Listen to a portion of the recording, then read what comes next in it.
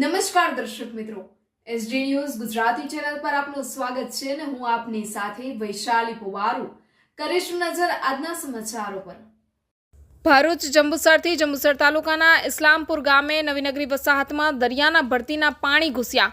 જંબુસર તાલુકાનું ઇસ્લામપુર ગામ દરિયાની નજીક આવેલું હોય, પરંતુ વર્ષો પહેલા આ ગામમાં દરિયાની ભરતીના પાણી ઘૂસ્યા ન હતા, પરંતુ 2022માં ઓએનજીસીના વાહનોની અવરજવરને કારણે ગામ દ્વારા બનાવેલ બંધ તૂટી ગયેલા હોય। ઇસ્લામપુરના ગ્રામજનો દ્વારા ઓએનજીસીના અધિકારીઓને વારંવાર રજૂઆત કરવા છતાં અધિકારીઓના પેટનું પાણી પણ હલતું નથી, જેને લઈને નવીનગરી વસાહતના લોકોને ભરતીના પાણીને લઈને વારંવાર તકલીફો પડતી રહે છે। આ નવીનગરી વસાહતમાં હજુ પણ ઇસ્લામપુર નવીનગરી વસાહતમાં પાણી વધારે ભરાઈ જાય તેવું લોકમુખે ચર્ચાઈ રહ્યું છે। જો કે હાલમાં ડેપ્યુટી સરપંચ દ્વારા પાણી ન ઘૂસે તે બાબતના પ્રયત્નો ચાલુ કરી દેવામાં આવ્યા છે। શું ગરીબ પ્રજાને પડતી મુશ્કેલીનો અંત આવશે ખરા? શું આ બાબતે તંત્ર કોઈ પગલાં લેશે ખરા?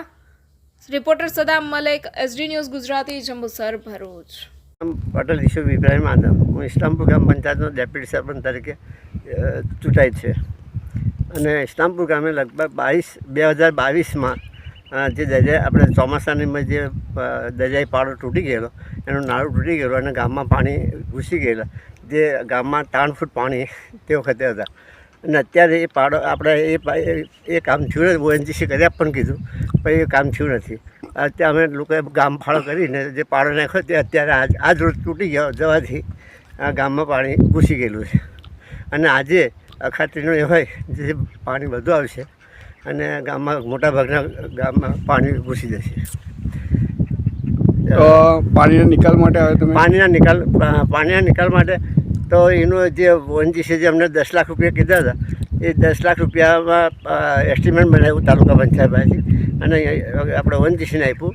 ઓએનજીસીએ એવું કીધું, અહીં જોવા માટે આવ્યા લાલવાણી સાહેબ, લાલવાણી સાહેબ જોવા માટે આવ્યા।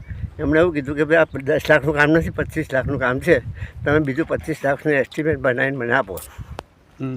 આપણે તાલુકા પંચાયત પાસે ગયા। હાલમાં કેટલું નુકસાન છે? હાલમાં તો છે કેટલું નુકસાન?